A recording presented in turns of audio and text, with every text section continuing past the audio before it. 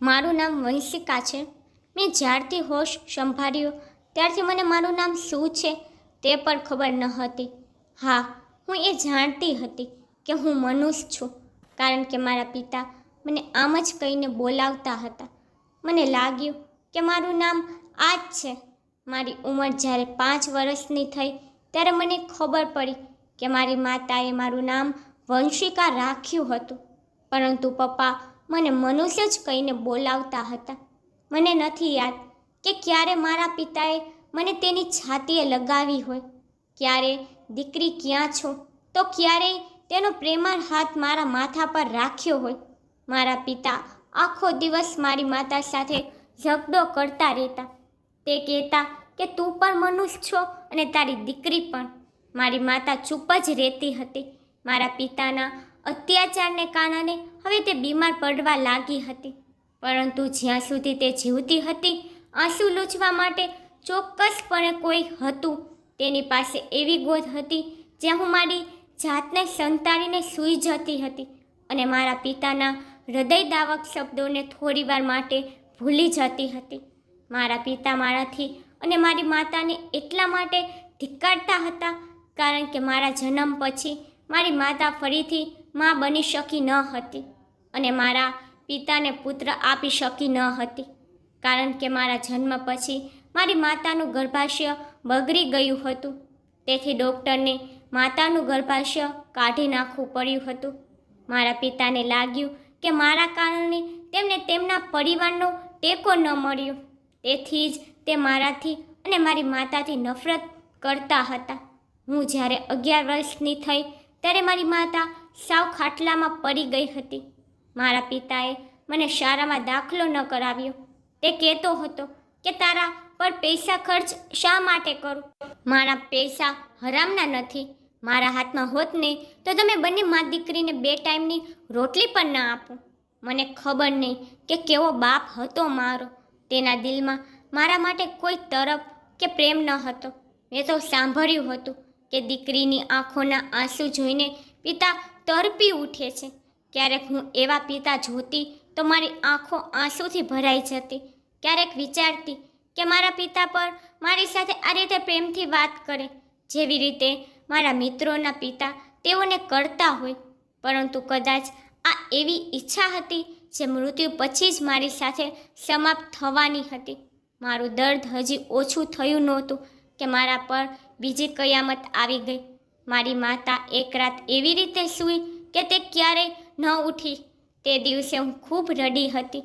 મેં મારી માતાને ઘણું કહ્યું કે માં, મને છોડીને ન જાઓ. ઉઠો માં, માં તમે તો જાણો છો કે મારી પાસે તમારી સિવાય બીજું કોઈ નથી. હું કોની છાતીએ ગળે લાગીને આંસુ વહાવીશ?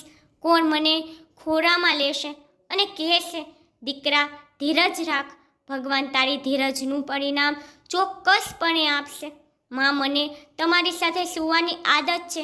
હું કેવી રીતે સૂઈશ? હું મારા આંસુ રોકી શકતી ન હતી. હું મારી માતાના મૃત શરીરની સામે વિનંતી કરી રહી હતી કે કોઈ ચમત્કાર થઈ જાય અને મારી માતા આ ગાઢ નિંદ્રામાંથી જાગી જાય, પરંતુ મારા આંસુ કોઈએ ન પહોંચ્યા અને મારી માતા મને પીરામાં રડતી મૂકીને ચાલી ગઈ. તે દિવસે પપ્પા પર એકદમ શાંત હતા. મને લાગ્યું કે આજના દિવસે તેમને મારા પર દયા આવી જાય. આજે તે મને છાતીએ લગાવીને દિલાસો આપે કે ચૂપ થઈ જા દીકરી, હું તારી સાથે છું. પણ આવું કંઈ ન થયું. હું મારી માતાને યાદ કરીને સૂઈ ગઈ હતી, પરંતુ તે રાતની તકલીફ મેં 11 વર્ષની ઉંમરમાં અનુભવી હતી. તેથી વધારે પીડા મેં મારી માતાના મૃત્યુના બીજા દિવસે મને તેમના દર્દ કરતાં વધુ પીડા અનુભવી હતી. મારી માતાની ચિંતામાં લાગેલી અગ્નિ હજુ ઠંડી પણ ન પડી હતી. જ્યારે બીજા દિવસે મારા પિતા તેમની નવી દુલ્હનને લઈને આવ્યા. કદાચ મારા પિતા મારી માતાના મૃત્યુની જ રાહ જોતા હતા. મારી સોતેલી મા પર મારા પિતાની જેમ ખૂબ ક્રૂર હતી. ઘરના બધા કામો મારાથી કરાવતી અને પેટ ભરાય એટલું ખાવાનું પણ આપતી ન હતી. તે મારા પિતાને કહેવા લાગતી કે તમારી પુત્રી ખરેખર મનુષ્ય છે. જ્યારથી હું તમારી સાથે લગ્ન કરીને આવી છું ત્યારથી હું પણ બીમાર પડવા લાગી છું. પહેલાં તેની માતાને ખાઈ ગઈ છે, હવે ક્યાંક મને પણ ન ખાઈ જાય. મને આ છોકરી આખી ડાયન લાગે છે. આ સાંભળીને મારી આંખોમાંથી આંસુ આવી ગયા હતા. મારી માં મને રાની દીકરી કહેતી હતી. તે કહેતી હતી કે તું તો મારી રાજકુમારી છો. જોઈ લેજે, તારું ભવિષ્ય પણ રાજકુમારી જેવું જ હશે. કદાચ તે મારી સાચી માં હતી, તેથી જ તે મને રાજકુમારી કહેતી હતી. પરંતુ કદાચ હું તો મનુષ્ય હતી, તેથી જ માતાનું મૃત્યુ થઈ ગયું. મેં આ ઉદાસીથી વિચાર્યું. મારી આંખમાંથી આંસુ વહેવા લાગ્યા.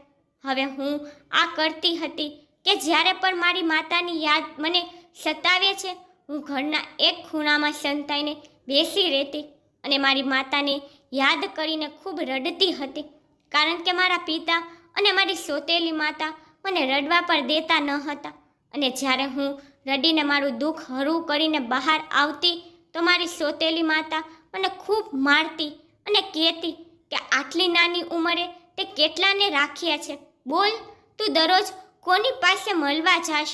તેને મારી વાળ જોરથી ખેંચીને પૂછ્યું. હું ડરીને રડી રહી હતી. તે જ સમયે જ્યારે પિતા ઘરમાં પ્રવેશ્યા ત્યારે મારી સોતેલી માતાએ મારા પર ખોટા આરોપો લગાવવા લાગી. તે કહેવા લાગી કે તમારી દીકરીનું વર્તન આ ઉંમરથી જ સારું નથી. પણ મને ન તો યારનો અર્થ શું થાય છે તે ખબર હતી અને ન તો મને વર્તનનો અર્થ શું થાય એ ખબર હતી. પિતાએ સાંભળતા જ મને રૂમમાં બંધ કરી દીધી. મેં મારા પિતાને ઘણું કહ્યું કે હું એકલી બેસીને મારી માતાને યાદ કરીને રડું છું. હું ક્યાંય જતી નથી. પણ મારી વાત સાંભળવાવાળું આ ઘરમાં કોઈ ન હતું. જે મારી વાત સાંભળતું કોણ જાણે, તે તો મને એકલી છોડીને ક્યાં ચાલી ગયું હતું. રડતા રડતા સૂઈ ગઈ. બીજા દિવસે મારા રૂમનો દરવાજો ખુલ્યો હતો. મારા માટે કયામત મારી રાહ જોતી હતી. મારી સોતેલી માતા મને કહેવા લાગી, તૈયાર થઈ જા, તારા લગ્ન છે. મેં કહ્યું, તે શું હોય છે? તો કહેવા લાગી, વધારે માસૂમ ન થા, તને બધી ખબર છે. આ કહીને તેને મને પહેરવા માટે લાલ રંગના કપડાં આપ્યા, જે સાવ સાદા કપડાં હતા. અને પછી તે જાતે જ મારા ચહેરા પર મેકઅપ લગાવવાનું શરૂ કર્યું. પપ્પા એક પંડિતજી સાથે અંદર આવ્યા તો પંડિતજી મને જોઈને આશ્ચર્યચકિત થઈ ગયા.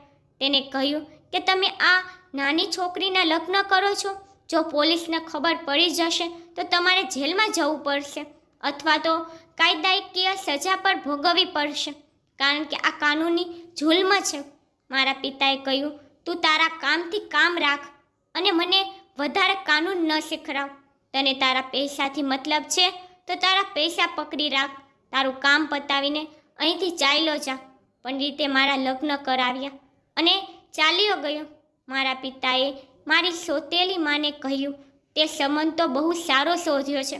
આ મનુષ્યના તેને 50 લાખ રૂપિયા આપ્યા છે. મને ખબર નહોતી કે મારા પિતાએ લગ્નના નામે મારો સોદો કર્યો હતો. મારી કિંમત કરી હતી. મને રૂમમાંથી બહાર લઈને મારો હાથ એક 50 વર્ષના માણસના હાથમાં સોંપી દીધો. હું તેને જોઈને અસ્વસ્થ થઈ ગઈ હતી કે મારા પિતાએ મને અજાણ્યાને કેમ સોંપી છે. હું મારો હાથ તે વૃદ્ધ માણસથી છોડાવવા લાગી. હું રડવા લાગી કે પપ્પા, તમે મને ક્યાં મોકલો છો? પપ્પા, મારે ક્યાંય નથી જવું. પણ તે વ્યક્તિ મને ખેંચીને બહાર લઈ ગયો. ત્યાં કાર હતી, જેની પાછળની સીટે મને બરફપૂર્વક બેસાડવામાં આવી હતી. હું ખૂબ રડતી હતી, પણ તે માણસ મારી બાજુમાં બેસી ગયો અને ડ્રાઈવરને કહેવા લાગ્યો, ગાડી ચલાવો. મેં કહ્યું, મારે મારા પપ્પા પાસે જવું છે, મને મારા ઘરે છોડી દો. પણ તે માણસ કહેવા લાગ્યો, જો તું ચૂપ નહીં થાય તો હું તારું ગળું દબાવી દઈશ. જે કઠોર શબ્દોમાં તે મને કહેતો હતો, હું ડરી ગઈ હતી. મારા આંસુ વહેતા હતા. હું ચૂપ હતી. તે વ્યક્તિ મને તેના ઘરે લઈ ગયો, જ્યાં લોન્જ સાવ ખાલી હતું. ત્યાં કોઈ ન હતું. તે વ્યક્તિ મને હોલ જેવા રૂમમાં લઈ ગયો અને કહેવા લાગ્યો, હવેથી તું આ જ રૂમમાં રહીશ. આ રૂમમાં મારા સિવાય મારી ઉંમરની બીજી કેટલીક છોકરીઓ પણ હતી. તે પણ ડરીને ખૂણામાં બેસી હતી. હું પણ રડતી તેની પાસે જઈને બેસી ગઈ. તે છોકરીઓ પણ ધ્રુજતા શ્વાસ સાથે રડી રહી હતી. મારી આંખમાંથી પણ આંસુ વહી રહ્યા હતા. તેમાંથી એક છોકરી વારંવાર કહી રહી હતી કે તેને તેના પિતા પાસે જવું છે, મારે મારા ઘરે જવું છે, મને મારા ઘરે મોકલી દો. હું પણ એક છોકરીઓ પાસે જઈને બેસી ગઈ. મેં તે રાત્રે તેમની સાથે કંઈ વાત કરી ન હતી. બસ પોતપોતાની જગ્યાએ બેસીને રડતી રહી. રડતા રડતા ક્યારે અમે બધા સૂઈ ગયા ખબર જ ના પડી. સવારે અમે બધા તેમના અહીં આવવાનું કારણ પૂછવા લાગ્યા.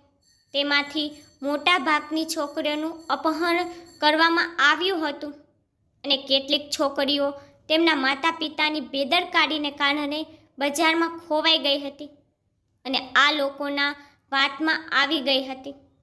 તેમાંથી હું એકલી જ હતી જેને તેના પોતાના પિતાએ વેચી હતી. અમે બધા રડતા પણ હતા, એકબીજાને સાંત્વના પણ આપતા હતા અને પછી અચાનક રૂમનો દરવાજો ખુલ્યો અને અમે બધા પોતપોતાની જગ્યાએ સ્થિર થઈ ગયા હતા. તે જ માણસે નાસ્તો રાખ્યો અને કહેવા લાગ્યો કે તમારામાંથી કોઈએ ભાગવાનો પ્રયત્ન કર્યો તો હું તેની સાથે ખૂબ જ ખરાબ વ્યવહાર કરીશ. તે વ્યક્તિ આટલું કહીને પાછો ચાલ્યો ગયો. બીજા દિવસે જ્યારે તે આવ્યો તો તેની સાથે એક નર્સ પણ હતી જેને અમારા હાથ પર ઇન્જેક્શન આપવાનું શરૂ કર્યું. તે ઇન્જેક્શન લગતા જ અમે થોડા બેભાન થવા લાગ્યા હતા અને થોડી વાર પછી અમે બધા ઊંઘી ગયા. પણ અમે બધા જ્યારે ઊંઘીને ઉઠ્યા ત્યારે અમને બહુ ભૂખ લાગી હતી. બપોરના સમયે અમારી સામે એક મોટી પ્લેટમાં ભોજન મૂકવામાં આવ્યું અને રોટલી પર રાખવામાં આવી. અમને એટલી ભૂખ લાગી હતી કે ખાવા માટે ભોજન ન મળત તો અમે ક્યાંક મરી ગયા હોત. તેથી અમે ઝડપથી ખાવાનું શરૂ કર્યું. ભોજન ખૂબ જ સ્વાદિષ્ટ હતું અને અમે એટલું ઝડપથી જમી રહ્યા હતા કે અમારું મોં થાકી ગયું હતું, પરંતુ અમારી ભૂખ પૂરી જ થતી ન હતી. અમે એકલી છોકરીઓ કોણ જાણે કેટલી રોટલી ખાઈ લીધી હતી. અમને નર્સ દરરોજ ઇન્જેક્શન આપવા આવતી હતી અને અમે ભોજન દરરોજ જરૂરી માત્રા કરતાં વધુ લેવા લાગ્યા હતા. અમે એટલો બધો ખોરાક ખાઈ લેતા કે અમે લોકો દંગ રહી જતા અને આ ફેરફાર થોડા જ મહિનામાં દેખાવા લાગ્યો હતો. વધુ ખોરાક ખાવાના કારણે અમારું શરીર ભરાવા લાગ્યું. થોડા જ મહિનાઓમાં અમે મોટા દેખાવા લાગ્યા હતા. માત્ર એક વર્ષમાં અમે 12 વર્ષની ઉંમરે 18 વર્ષના દેખાઈ રહ્યા હતા. અમે પોતાને જોઈને એવું લાગતું હતું. એક દિવસ તે માણસ પાછો આવ્યો અને અમને તેની કારમાં બેસાડીને બીજી જગ્યાએ લઈ ગયો. તે વિચિત્ર નાની શેરીઓ સાથેનો વિસ્તાર હતો. દરેક જગ્યાએ ઘૂંઘરોનો અવાજ આવતો હતો. બહાર આ સાંકડી ગલીઓમાં પણ ગુલાબની કળીઓ, ગજરોની દુકાનો હતી. તે વ્યક્તિ મને એક જૂના બંગલામાં લઈ ગયો જેની સીડી સિમેન્ટની બનેલી હતી અને ખૂબ જ પહેલા સમયની હતી. નાની અને લાંબી સીડી હતી. જ્યારે અમે અંદર પ્રવેશ્યા ત્યારે આખા આંગણમાં સફેદ રંગની ચંદનિયા પાથરી હતી. તેના ચારે તરફ ગોળ ઓશિકા પડેલા હતા.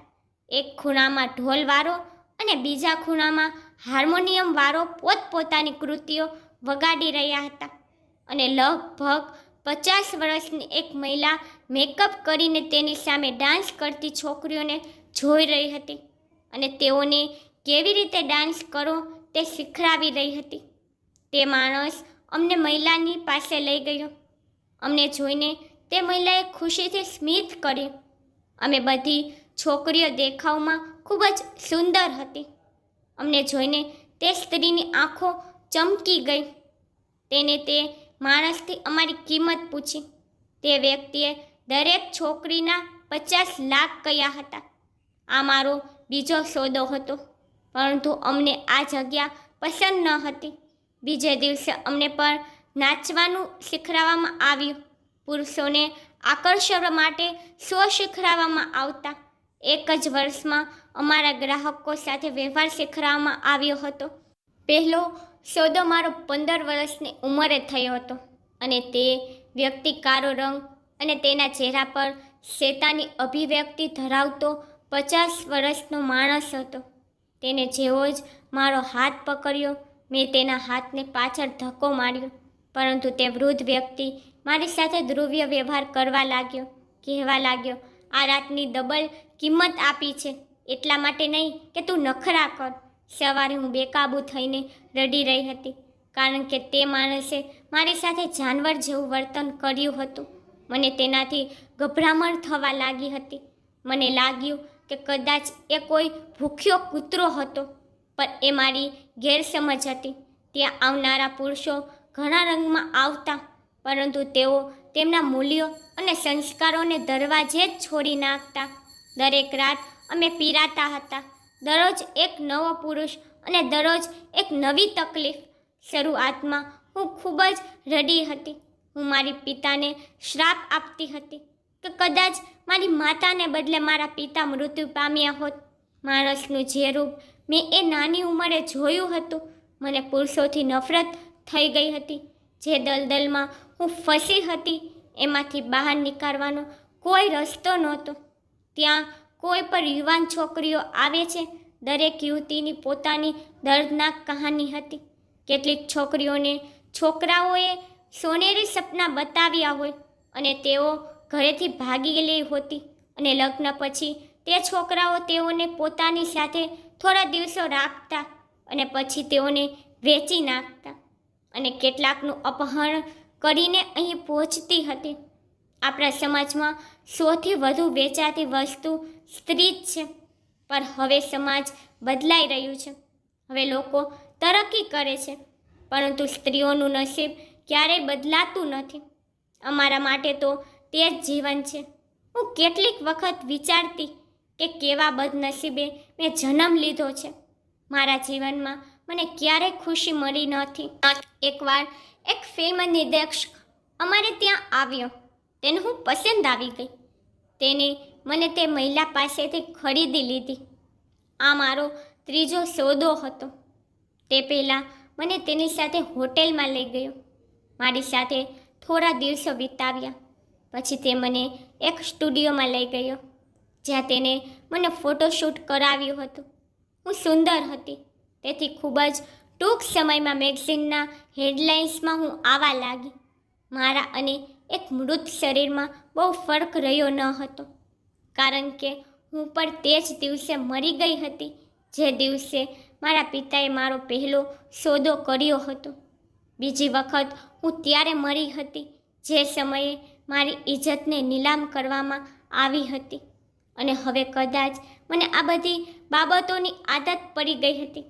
મને કાંઈ ફરક પડતો જ ન હતો કે મને શું પહેરવામાં આવ્યું છે અથવા કોની સમક્ષ રજૂ કરવામાં આવી છે. કેટલીક વાર મને તેમના ઘરની દિવાલોમાં બેઠેલી સ્ત્રીઓથી ખૂબ જ ઈર્ષા થતી કે કેવી નસીબદાર સ્ત્રીઓ છે જેની જરૂરિયાતો તેના પતિ પૂરી કરતા હોય છે. તેઓ કેટલી ખાસ હતી જેની સુંદરતા તેના પતિ માટે જ ખાસનું હતું. ઇજ્જતની જિંદગી કેટલી શુદ્ધ હોય છે, તેની કદર કોઈએ અમને સ્ત્રીઓને પૂછવું જોઈએ. રોજે રોજ બજારોમાં વેચાય છે. હું ક્યારેક વિચારું છું કે સ્ત્રીઓ વેચાય છે કેમ? સ્ત્રીઓ કેમ ચીજ વસ્તુઓની જેમ વેચાય છે? પુરુષોના નિર્દયતાના કારણે કે એની હવસના કારણે? જ્યાં સુધી પુરુષોની નજરો નીચે ન થાય ત્યાં સુધી સ્ત્રીઓનું હીરા બજાર ક્યારેય બંધ થઈ શકશે નહીં. મને રડવાનું મન થતું એ છોકરીઓ પર જે સન્માન સાથે ઘરમાં જ રહેતી હોય છે. તેમના પિતા તેઓને પ્રેમ કરતા હોય છે. તેઓ તેમની દીકરીઓના સન્માનની રક્ષા માટે તેમના જીવનનું બલિદાન આપતા હોય છે, પરંતુ તે કોઈ છૂટાછવાયા પ્રેમી સાથે ભાગીને 4 દિવસના પ્રેમ પછી અહીંની રોનક બની જતી હોય. કદાચ તેઓ આ કરવાના બદલે એકવાર એ વિચારતી હોત કે જો કોઈ માણસ જે આમાં સક્ષમ નથી, જો તેઓને પ્રેમ કરવા માટે આદરપૂર્વક તેમને તેમના ઘરથી રાતે અંધારામાં ભગાડવાનું સૂચન કરે છે, તો શું તે દિવસના પ્રકાશમાં દુનિયાની સામે તેમનો આદર કરશે? તેઓ તો તેમના જીવનમાં અંધકાર કરી નાખશે અને તેઓના જીવનમાં ક્યારેય રોશની થશે નહીં.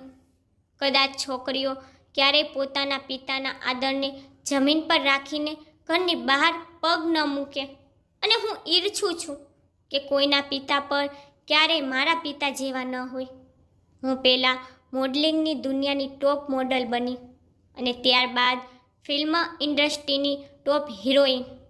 બહુ ઓછા સમયમાં હું પોતાની સુંદરતાના કારણે ફિલ્મ ઇન્ડસ્ટ્રીની ચમકતી સ્ટાર બની ગઈ હતી અને આજે ડાયરેક્ટર મારી આગળ પાછળ ફરે છે અને મેડમ મેડમ કહીને થાકતા નથી. આજે મારી પાસે એટલા પૈસા છે કે હું તેને સંભાળી ન શકું. આજે હું મારી જાત પર નિર્ભર છું. મને કોઈના સમર્થન કે મદદની જરૂર નથી. મારી ફિલ્મના પ્રચાર માટે હું એક સમયે હોસ્પિટલમાં ચાલી ગઈ, જ્યાં મેં લોકોને કહ્યું કે આ ફિલ્મથી જે કમાઈ થશે તેને હું આ હોસ્પિટલના દર્દીઓની સારવાર માટે આપી દઈશ. આ શબ્દો ફક્ત એટલા માટે બોલવામાં આવતા હતા જેથી લોકો અમને સારા અને નેક સમજે અને અમારી ફિલ્મ વધુને વધુ લોકો જોઈ શકે. હું મારી તસવીર જુદા જુદા દર્દીઓ સાથે ક્લિક કરાવી રહી હતી જેથી તે અખબારની હેડલાઇન બની શકે. જ્યારે અચાનક મારી નજર ખૂણામાં એક ફોલ્ડિંગ બેડ પર પડી અને હું ચોંકી ગઈ. સાવલો રંગ, આંખો હેઠળ ઘેરા ગड्ढા, તે વૃદ્ધ શરીર, તે બીમાર દર્દી વારંવાર ખાંસી રહ્યો હતો. એ બીજું કોઈ નહીં પણ મારા પિતા હતા. કદાચ તેને મને જોઈને ઓળખી ન હતી અને કેવી રીતે ઓળખી પણ શકે. હું મારી ઉંમર કરતાં ઘણી મોટી થઈ ગઈ હતી. જ્યારે મારો સોદો કર્યો હતો તે સમયે હું 11 વર્ષની હતી અને આજે હું 21 વર્ષની છું. આ ઘટનાને 10 વર્ષ વીતી ગયા હતા અને આ 10 વર્ષમાં જેટલું સહન કર્યું હતું, જેટલું દુઃખ મેં સહન કર્યું હતું, હું ફક્ત મારા પિતાને શ્રાપ જ આપતી હતી. એ માણસની હાલત ત્યાં પડેલા બધા દર્દીઓ કરતાં વધારે હતી. મને ડૉક્ટર કહેવા લાગ્યા કે આ માણસ કેન્સરનો દર્દી છે અને દરરોજ રડતો રહે છે અને પોતાના માટે મૃત્યુ માંગે છે, પરંતુ તેને મૃત્યુ આવતું નથી. છેલ્લા 2 વર્ષથી તે અહીં છે અને તેનો પરિવાર ક્યારેય તેને મળવા પણ આવ્યો નથી. તેની એક પત્ની છે પણ તેને મળવા ક્યારેય આવતી નથી. ડૉક્ટર પણ આશ્ચર્યમાં છે. તેના કેન્સરના છેલ્લા દિવસો છે પરંતુ તે હજી મૃત્યુ પામ્યો નથી. કેન્સરથી પીડાતા તેને 2 વર્ષ થઈ ગયા છે પરંતુ ન તે ઠીક થાય છે અને ન તો મૃત્યુ પામે છે. તે માણસ આખો સમય રડતો રહે છે. તે સમય પર મારા પિતા રડતા રડતા કહેતા હતા કે હું બહુ ખરાબ વ્યક્તિ છું, હું મનુષ્ય છું. મને મારી પત્ની અને મારી દીકરીની હાય લાગી ગઈ છે. કૃપા કરીને કોઈ મારી દીકરીને બચાવો. મને તેમના પર થોડું કે તરસ ન આવ્યું. મારી દીકરી મને પપ્પા પપ્પા કહીને બોલાવતી રહી કે મારે પપ્પા પાસે રહેવું છે, પરંતુ મારી આંખો લાલચથી આંધળી થઈ ગઈ હતી. મેં મારી પત્નીની કદર ન કરી. મારી બીજી પત્નીએ, તે લોભી મહિલાએ મારું ઘર પોતાના નામે કરી લીધું અને બીજા પુરુષ સાથે ભાગી ગઈ. મારી દીકરીનું રડવું મને ઊંઘવા દેતું નથી. કદાચ હું મરી જાઉં, હું આ દર્દનાક જીવનમાંથી મુક્ત થઈ જાઉં, પરંતુ મને મૃત્યુ પર આવતું નથી. પણ આ બધું સાંભળ્યા પછી મને ખબર નહીં મને સહેજ પર દુઃખ કેમ ન થયું. એ માણસ જે મારા પિતા હતા, મને તેના પર સહેજે દયા ન આવી. હું તે વ્યક્તિ પાસે ચાલી ગઈ જે મારા પિતાનું સ્થાન રાખતો હતો. મને જોઈને તે થોડીવાર મારી સામે જોતો રહ્યો. મને કહેવા લાગ્યો, તું કોણ છે? મેં કહ્યું, ભૂલી ગયા મને? હું એ જ મનુષ્ય છું જેનો રડવાનો અવાજ તને શાંતિ નથી થવા દેતો. મારી વાત સાંભળ્યા પછી મારા પિતા મને આશ્ચર્યથી મારી સામે જોઈને તે રડવા લાગ્યા, પણ મારી આંખો પથ્થર થઈ ગઈ હતી. તેની આવી પીડાદાયક હાલત પર મારી આંખમાંથી એક આંસુ ન નીકળ્યું. તેને મારી સામે હાથ જોડીને કહ્યું, મને માફ કરી દે. તારી ક્ષમાથી કદાચ હું મરી જાઉં અને મારી પીડા થોડી ઓછી થઈ જાય. જો તું મને એકવાર માફ કરી દે તો. મેં તેના લાચાર ચહેરા તરફ જોયું. મેં મારી જાતને કહ્યું કે ભગવાન તમારી ઉંમરને હજુ લાંબી કરે અને તમે દરરોજ આટલી જ તકલીફોમાંથી પસાર થાઓ. આટલું કહીને હું ત્યાંથી પાછી ચાલી ગઈ. તે મારી પાછળથી બૂમો પાડતો રહ્યો, ચીસો પાડતો રહ્યો, પરંતુ મેં પણ તેના કરતાં વધુ પીડા અને તકલીફ સહન કરી હતી અને મારા ક્રૂર પિતાનું લોહી મારી નસોમાં પર દોડી રહ્યું હતું. હું તે હોસ્પિટલમાંથી બહાર આવી ગઈ. તો મિત્રો, તમને શું લાગે છે? શું વંશિકાને પોતાના પિતાને માફ કરી દેવા જોઈએ, જેથી તેના પિતા આ પીડાદાયક જીવનથી છુટકારો મેળવી શકે? કોમેન્ટમાં જણાવવા વિનંતી. મિત્રો, તમને મારી સ્ટોરી પસંદ આવે છે તો લાઈક, શેર, સબસ્ક્રાઈબ કરી નાખજો. તમને મારી સ્ટોરી કેવી લાગી મને કોમેન્ટમાં જરૂરથી કહેજો.